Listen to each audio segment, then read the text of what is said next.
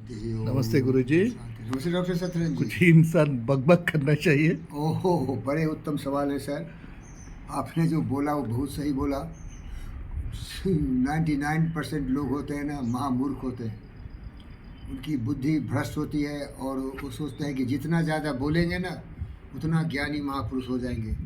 लेकिन मैं आपको बताता हूँ, जो महापुरुषों ने बहुत ही प्रयोग के द्वारा रिसर्च के बाद बताया है कि जो सबसे ज़्यादा बोलता है ना वो सबसे बड़ा मूर्ख होता है और सोचता है कि ज़्यादा बोल के अपने आप को क्या ज़्यादा ज्ञानी बताना चाहता।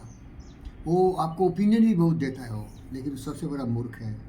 क्योंकि बुद्धिमान व्यक्ति शांत रहते हैं और बोलने के पहले वो बहुत सोचते हैं कि क्या बोलना ज़रूरी है क्या, और फिर सोचते हैं क्या हम जो बोलने जा रहे हैं वो क्या सच है, और फिर सोचते हैं कि जो मैं बोलने जा रहा हूँ क्या किसी के मन वचन कर्म से उसको मैं क्षति तो नहीं पहुँचा रहा हूँ। तो बोलने के पहले बहुत सोचना चाहिए। इसीलिए बुद्धिमान व्यक्ति ज़्यादा शांत रहना पसंद करते हैं और जब वो बोलते हैं तो ऐसी बात बोलते हैं जिससे कि पूरे दुनिया में शांति आती है।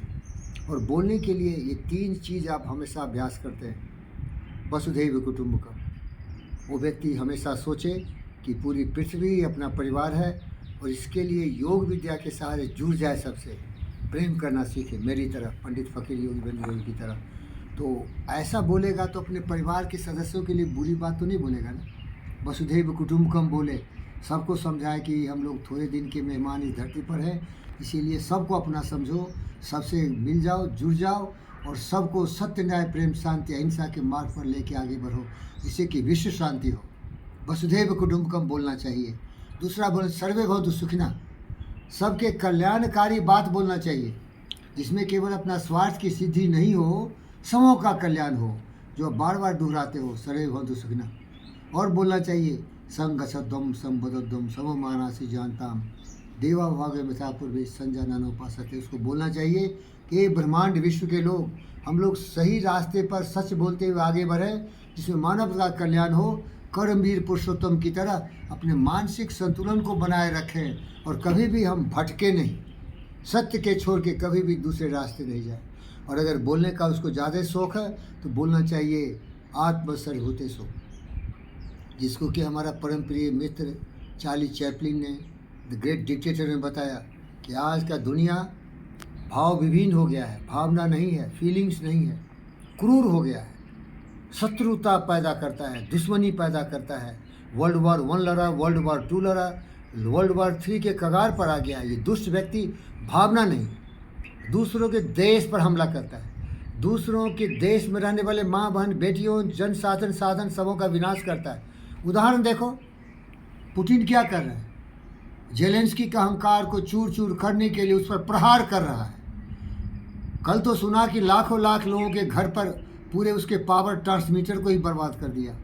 और अगर जेलेंस्की बदले में जो बाइडेन के सहारे उसके कठपुतली बन के हमला किया तो पुतिन तैयार है, उसके पास सबसे ज़्यादा एटॉमिक बम है, पूरे ब्रह्मांड को जला के रख दे। ये दुष्टों को देखो, ये बोलते मुंह से कम है, ये करके दिखाते हैं विनाशकारी प्रवृत्ति, क्योंकि सोच इनका विनाशकारी है। और बोलने वाला का सोच जैसा वैसी वाणी वैसा कर्म होता है मेरे दोस्त। तो ज़्यादा लंबा चौड़ा खींचेंगे तो मैं तो बोलता ही चला जाऊंगा, घंटों घंटों, दिन महीने वर्ष गुजर जाएंगे। सारांश यही है कि मूर्ख की जो शील्ड है मूर्खता को छुपाने का, चुप रहे। अगर मूर्ख चाहता है कि शांति घर में रहे तो मूर्ख औरत जवान नहीं चलाए। और से ज़्यादा मूर्ख होती है क्योंकि पढ़ती लिखती नहीं है। माफ़ी चाहता हूँ माताओं बहनों से, आप ज्ञानी बनिए, जवान पर लगाम दीजिए। हम नहीं कहते हैं, सारे लोग कह के गए, शूद्र गमार ढोल पशु नारी, ये सब है तारन के अधिकारी, नहीं तो लात जूते खाएंगे। पुरुष शरीर से शक्तिशाली होता है और औरत जवान से ज़्यादा शक्तिशाली होती है। उसकी जवान चलती है लप लप लप लप लप लप लप लप लप लप लप पट पट पट पट पट पट, आग उबलती है। और कबीर बोल दिया कि ये जवान मूर्ख का, वो मूर्ख औरत ज़्यादा होती, इसीलिए बोल रहा हूँ। मैं भी मूर्खों के साथ रहा हूँ भाई, मेरा अनुभव, मैं अनुभव बता रहा हूँ, अनुभव है भाई। जहाँ हुआ शुरू हो गया, रुकता ही नहीं है।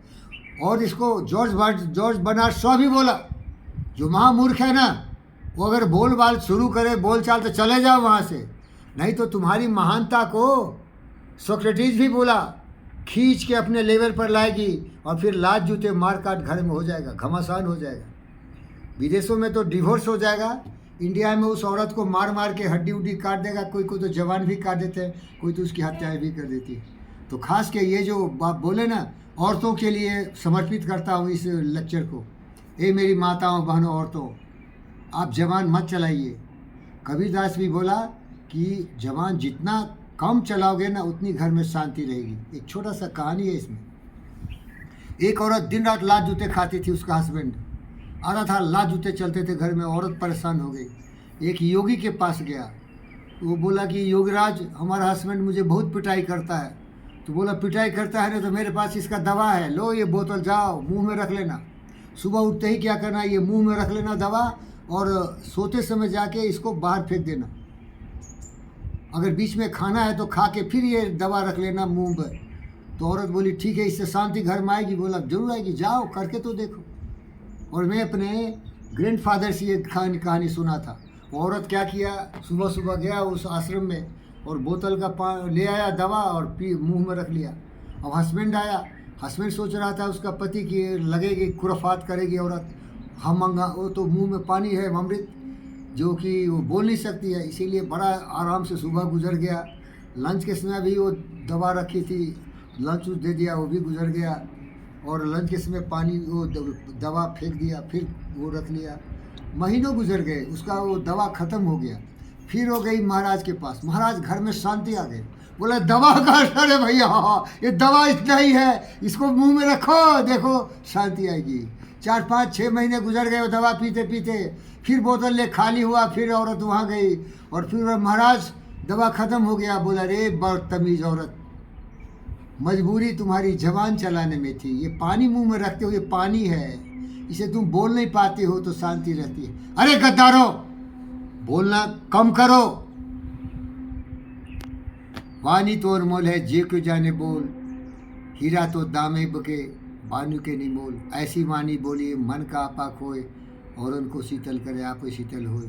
अगर ज्ञानी हो तो बोलो मेरी तरह, मैं जो भी बोलता हूँ आपके कल्याण के लिए मेरा जीवन समर्पित है।